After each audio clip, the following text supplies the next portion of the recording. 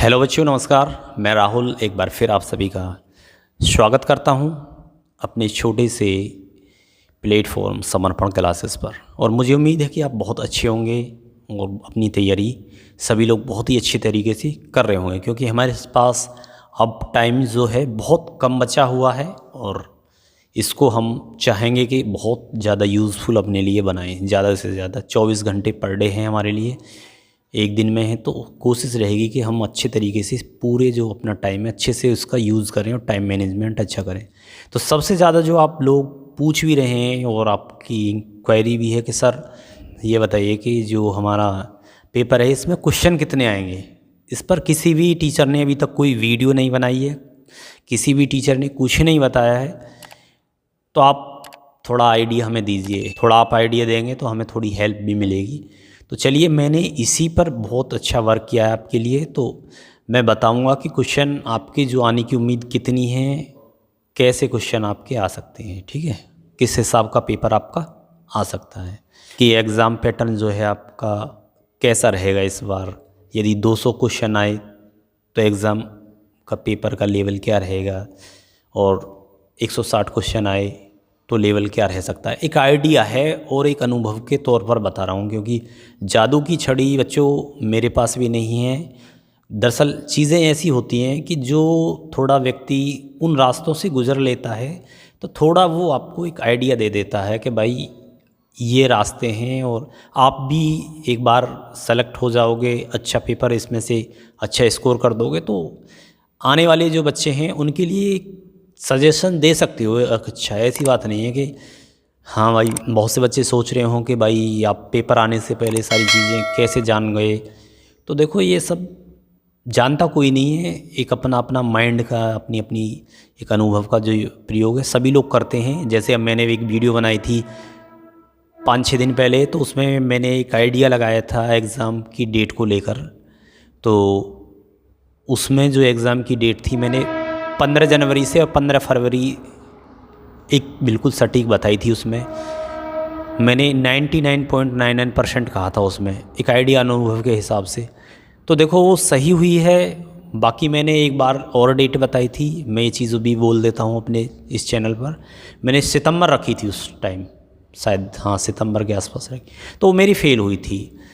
तो मैं, ऐसी बात नहीं है कि फ़ेल भी हो, बहुत बार होता हूँ और बताता भी बहुत बार हूँ, तो वो सब चलता रहता है, ऐसी कोई बात नहीं है। तो मेरी डेट जो फेल हुई थी, डेट थी वो फेल हुई थी, क्योंकि उसमें ऐसी बात नहीं है कि भर्ती बोर्ड नहीं चाहता था कि उस समय सितंबर में एग्ज़ाम हो।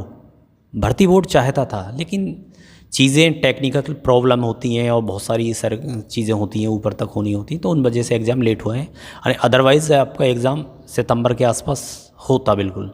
तो चलिए देख लेते हैं कि एग्ज़ाम जो आपका है, आने वाले क्वेश्चन हैं वो कितने हैं और किस हिसाब से पेपर आएगा। देखो बच्चों, मैंने जो अपना आइडिया और वो पूरा झोंक दिया है इसमें, मैंने जो आइडिया लगाया है इसमें लगाया है कि आपके पैटर्न पेपर सभी लोग 2 बता रहे हैं और मैंने भी 2 बताए हैं, लेकिन मैंने दोनों कैटेगरियों को बिल्कुल अलग अलग किया है, डिफरेंस किया है। मैंने क्या डिफरेंस किया है,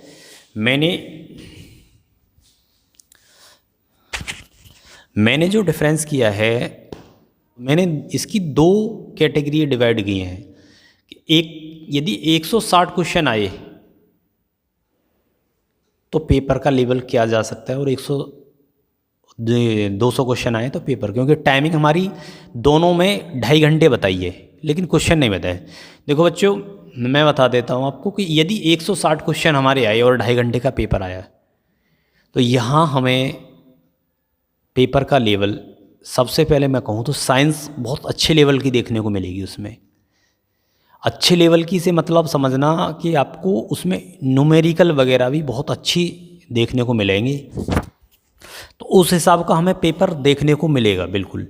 और मैथ भी आपको ऐसा मिलेगा कि मॉडरेट टाइप का, बिल्कुल हलवा नहीं मिलने वाला है, ये ध्यान रखना। और रीजनिंग, ये चीज़ें आपको यदि 160 क्वेश्चन आए तो अच्छी खासी मिलेंगी, क्योंकि उनका जो टाइम मैनेजमेंट है वो इस हिसाब से कि 2.5 घंटे में 160, क्योंकि एसआई के लिए 2.5 घंटे 2 घंटे में 160 प्रश्न थे। तो यहाँ आपको यदि वो आधा घंटा फालतू देंगे तो आपसे थोड़ा काम ज़रूर लेंगे। ये मेरा बिल्कुल अनुभव है, आप लोगों को जो मैं बता रहा हूँ बिल्कुल आपसे बच्चों 2.5 घंटे का जो आधा घंटा फालतू है, इसका आपसे ज़रूर वो थोड़ा डिफ़िकल्ट पेपर बनाकर आपको दिक्कत दे सकते हैं। लेकिन यदि 200 प्रश्न आ गए तो यहाँ हमारा जो प्रश्न रहेगा वो ज़्यादा है और 2.5 घंटे के हिसाब से ठीक है, मतलब एक संतुलन बैठ रहा है चीज़ों का। तो वहाँ हमारे पास पेपर बिल्कुल भी कठिन आने की उम्मीद ना के बराबर है। ऐसी बात नहीं है कि बिल्कुल हलवाई आ जाएगा जो 5वीं क्लास या के बच्चे कर दें उसे। एक ठीक लेवल में, मतलब एक जो पेपर होना चाहिए जिस पोस्ट के लिए, उस हिसाब से बिल्कुल ठीक आएगा। जो हमने पढ़ा है उसी हिसाब के सिलेबस के हिसाब से बिल्कुल एक संतुलित पेपर मुझे दिखाई देता है 2.5 घंटे में 200 प्रश्न।